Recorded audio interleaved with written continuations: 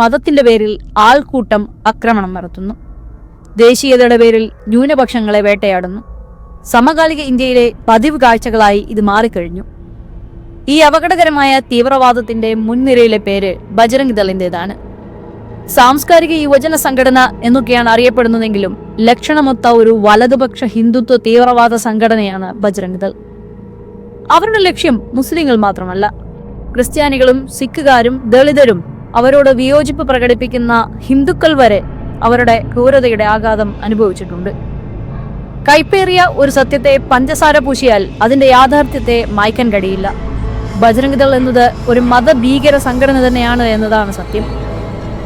2018 US central intelligence agency അതായത് CIA Bajrang ദളിനെ മത തീവ്രവാദ സംഘടനകളുടെ പട്ടികയിൽ ഉൾപ്പെടുത്തിയിരുന്നു. ലഷ്കർ ഇ തോയ്ബ, ബൊക്കോ ഹറാം തുടങ്ങിയ സംഘടനകൾക്കൊപ്പമാണ് ബജ്റംഗ് ദളിന്റെ പേരും വന്നത്. അക്രമം, വർഗീയത, വിദ്വേഷാധിഷ്ഠിത പ്രവർത്തനങ്ങൾ എന്നിവയുടെ പേരിലാണ് ബജ്റംഗ് ദളിനെയും ഈ പട്ടികയിൽ ഉൾപ്പെടുത്തിയത്. എന്നാൽ ഇന്ത്യൻ രാഷ്ട്രീയ വൃത്തങ്ങളിൽ നിന്നുള്ള സമ്മർദ്ദം, പ്രത്യേകിച്ച് മോദി സർക്കാരുമായി അമേരിക്കൻ ഗവൺമെന്റ് സഖ്യത്തിലായതോടെ നയതന്ത്ര സമ്മർദ്ദത്തിനും തീവ്രമായ ലോബിയിങ്ങിനും ശേഷം ആ പട്ടിക അപ്രത്യക്ഷമായി. ബജ്റംഗ് ദളിന്റെ പേര് പട്ടികയിൽ നിന്ന് ഇല്ലാതായി. എന്നാൽ CIA പട്ടികയിൽ നിന്നും ബജ്റംഗ് ദളിന്റെ പേരില്ലാതായെങ്കിലും യാഥാർത്ഥ്യം ഇല്ലാതാകുന്നില്ല എന്നതാണ് വസ്തുത.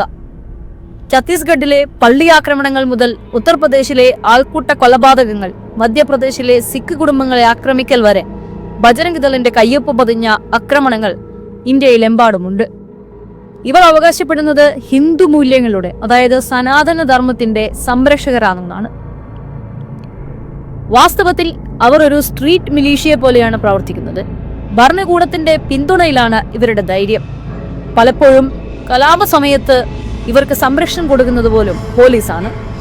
ഇവർ നടത്തിവരുന്ന അക്രമങ്ങളുടെ ഒരു പാറ്റേൺ നമുക്ക് പരിശോധിക്കാം. കന്യാസ്ത്രീകളെ ട്രെയിനുകളിൽ നിന്ന് വലിച്ചിഴച്ച് പൊതുജനങ്ങളുടെ മുന്നിൽ വച്ച് ആക്രമിക്കുന്നു. ഞായറാഴ്ച പ്രാർത്ഥനയ്ക്കിടെ പാസ്റ്റർമാർ മർദ്ദിക്കപ്പെടുകയും ചർച്ചകൾ തകർക്കുകയും ചെയ്യുന്നു. ലവ് ജിഹാദിന്റെയും പശുക്കടത്തലിന്റെയും പേരിൽ മുസ്ലിം യുവാക്കളെ ആൾക്കൂട്ടമായി ആക്രമിക്കുകയും പലപ്പോഴും കൊലപ്പെടുത്തുകയും ചെയ്യുന്നു. സിഖ് കർഷകരെ ഖാലിസ്ഥാനികളിൽ നിന്ന് മുദ്രകുത്തി ശാരീരികമായി ആക്രമിക്കുന്നു. ഈ കേസുകളിൽ എന്താണ് സംഭവിക്കുന്നത്? ആരും ശിക്ഷിക്കപ്പെട്ടിട്ടില്ല, രാഷ്ട്രീയമായി അപലപിച്ചിട്ടില്ല. തീർച്ചയായും ആർക്കും യാതൊരു ഉത്തരവാദിത്വവുമില്ല. ഭരണകൂടത്തിന്റെ പിന്തുണയുള്ള ബജ്റംഗ് ദൾ ഒരു നിസ്സാര ഗ്രൂപ്പല്ല. RSS, VHP, BJP എന്നിവ ഉൾപ്പെടുന്ന വലിയ സംഘപരിവാറിന്റെ കാലാൾപ്പടയാണിവർ. മുഖ്യമന്ത്രിമാർ അവരോടൊപ്പം വേദികൾ പങ്കിടുന്നു. എംപിമാർ അവർക്ക് വേണ്ടി പരസ്യമായി ഇടപെടുന്നു.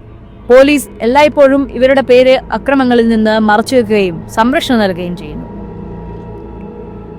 മധ്യപ്രദേശിൽ പള്ളി ആക്രമണങ്ങളിൽ പ്രതിയായ ഒരു ബജ്റംഗ് ദൾ നേതാവ് BJP സ്ഥാനാർത്ഥികൾക്കായി പ്രചാരണം നടത്തുന്ന കാഴ്ച നാം കണ്ടതാണ്. നമ്മുടെ സമീപ സംസ്ഥാനമായ കർണാടകത്തിൽ ബജ്റംഗ് ദൾ പരസ്യമായി അക്രമങ്ങൾക്ക് നേതൃത്വം നൽകുന്നതും നമ്മൾ കണ്ടതാണ്. അത്തരമൊരു സാഹചര്യത്തിൽ പോലും പ്രധാനമന്ത്രിയിൽ നിന്ന് ഒരു വാക്ക് പോലും വന്നിട്ടില്ല. 2014 2024 ഇടയിൽ ഇന്ത്യയിൽ ക്രിസ്ത്യാനികൾക്കെതിരായ ആക്രമണങ്ങളിൽ 5 ഇരട്ടി വർധനവാണ് ഉണ്ടായിരിക്കുന്നത്. പള്ളികൾ കത്തിച്ചു, പാസ്റ്റർമാർ ജയിലിലടക്കപ്പെട്ടു, സഭകളെ ഉപദ്രവിച്ചു, സഭാ സ്ഥാപനങ്ങൾക്കെതിരെ വിദ്വേഷ പ്രചാരണമുണ്ടായി. ഛത്തീസ്ഗഡിലെ ബസ്തർ, ജാർഖണ്ഡിലെ ഗുന്തി, ഒഡീഷയിലെ കാന്ധമാൽ തുടങ്ങിയ നിരവധി ഗോത്ര മേഖലകളിൽ ബജ്റംഗ് ദൾ നയിക്കുന്ന ആൾക്കൂട്ടം ഗർവാപസിക്കിറങ്ങി. കൺവേർട്ടായ ആദിവാസികളെ പരസ്യമായി ഭീഷണിപ്പെടുത്തി ഹിന്ദുമതത്തിലേക്ക് കൂട്ടത്തോടെ മാറ്റി. ഇത്രയും കടുത്ത ഭീകരപ്രവർത്തനങ്ങൾ പരസ്യമായി നടക്കുമ്പോഴും ആരും ഇടപെട്ടിട്ടില്ല. ദേശീയ മനുഷ്യാവകാശ കമ്മീഷൻ എവിടെയാണ്? സുപ്രീം കോടതിയുടെ സ്വമേധയാ നോട്ടീസ് എവിടെയാണ്? പ്രതിഷേധം എവിടെയാണ്? എല്ലാവരെയും നിശബ്ദരാക്കി. സത്യം വിളിച്ചു പറഞ്ഞവരെ ദേശവിരുദ്ധരെന്ന് മുദ്രകുത്തി. ബജ്റംഗ് ദളിന്റെ മറ്റൊരു ലക്ഷ്യം രാജ്യത്തെ മുസ്ലിങ്ങളാണ്. മുസ്ലിം വിരുദ്ധ വെറുപ്പിന്റെ ജ്വാലയിലാണ് ബജ്റംഗ് ദൾ പിറവികൊണ്ടത് എന്നതാണ് യാഥാർത്ഥ്യം. 1992 ബാബറി മസ്ജിദ് പൊളിച്ചുമാറ്റൽ മുതൽ 2002 ഗുജറാത്ത് കലാപം വരെ, ഇപ്പോഴത്തെ പശു കൊലപാതകങ്ങളിൽ വരെ ഓരോ ഘട്ടത്തിലും ബജ്റംഗ് ദൾ അവരുടെ ക്രൂരമായ ഇടപെടലുകൾ നടത്തിയിട്ടുണ്ട്. ബജ്റംഗ് ദളിന്റെ മുദ്രാവാക്യം വംശഹത്യയാണ്. കൃത്യമായ പ്രചാരണങ്ങളിലൂടെ ഹിന്ദു യുവാക്കൾക്കിടയിൽ അപരമത വിദ്വേഷം പ്രചരിപ്പിക്കാനും അവരെ സായുധവൽക്കരിക്കാനും ബജ്റംഗ് ദൾ ലക്ഷ്യമിടുന്നു. ഹിന്ദുമതം അപകടത്തിലാണ് എന്ന പ്രചാരണത്തിനായി വ്യാജ വീഡിയോകളും ചിത്രങ്ങളും നിർമ്മിച്ച് സമൂഹ മാധ്യമങ്ങളിലൂടെ ഇവർ പ്രചാരണം നടത്തുന്നു. ആരാണ് ഇവരുടെ അടുത്ത ലക്ഷ്യം? സിഖുകാർ, ദളിതർ, ലിബറലുകൾ തുടങ്ങി ഇവർക്കെതിരെ നിൽക്കുന്ന ആരും ഇവരുടെ അടുത്ത ലക്ഷ്യമാണ്.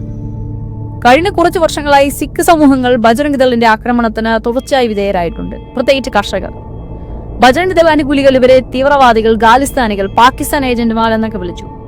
മധ്യപ്രദേശിലെയും ഹരിയാനയിലെയും ചില സിഖ് വീടുകൾ ആക്രമിക്കപ്പെട്ടു. തങ്ങളുടെ അവകാശങ്ങൾക്ക് വേണ്ടി ശബ്ദമുയർത്തുന്ന ദളിതരെയും ഹിന്ദു ഐക്യത്തിന് ഭീഷണിയായാണ് ബജ്രംഗ് ദൾ കാണുന്നത്. ലിബറലുകൾ, പത്രപ്രവർത്തകർ, അക്കാദമിക് വിദഗ്ധർ, വിദ്യാർത്ഥികൾ എന്നിങ്ങനെ ഹിന്ദുത്വ രാഷ്ട്രീയത്തെ വിമർശിക്കാൻ ധൈര്യപ്പെടുന്ന ആരെയും ശത്രുവായി മുദ്രകുത്തുന്നു, കായികമായി ആക്രമിക്കുന്നു, കടുത്ത സൈബർ അറ്റാക്കുകൾ നടത്തുന്നു. ഇത് ആക്ടിവിസം അല്ല, ഇത് കൃത്യമായ സംഘടിത മതഫാസിസമാണ്. ബജ്രംഗ് ദൾ ഇന്ത്യയിലെ താലിബാനാണ്, ഹിന്ദു താലിബാനാണ്. ഐസിസ്, താലിബാൻ, ബൊക്കോ ഹറാം എന്നീ ഗ്രൂപ്പുകളെ നമ്മൾ തീവ്രവാദികൾ എന്ന് വിളിക്കുന്നു. അത് 100% ശരിയാണ്.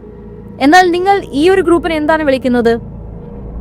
ഇവർ പള്ളികൾ കത്തിക്കുന്നു, മതത്തിന്റെ പേരിൽ ആൾക്കൂട്ട കൊലകൾ നടത്തുന്നു, യുവാക്കൾക്ക് സായുധ പരിശീലനം നൽകുന്നു, തൃശൂലങ്ങളും വാളുകളും വിതരണം ചെയ്യുന്നു, ഗർവാപസി നടത്തുന്നു.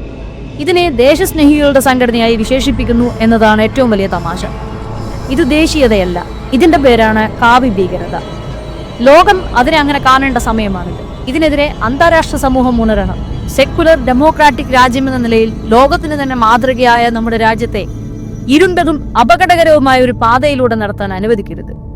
ആഗോള ശക്തികളുടെ, പ്രത്യേകിച്ച് US, യൂറോപ്യൻ യൂണിയൻ, ഐക്യരാഷ്ട്രസഭ എന്നിവരുടെ നിശബ്ദത ലജ്ജാകരമാണ്.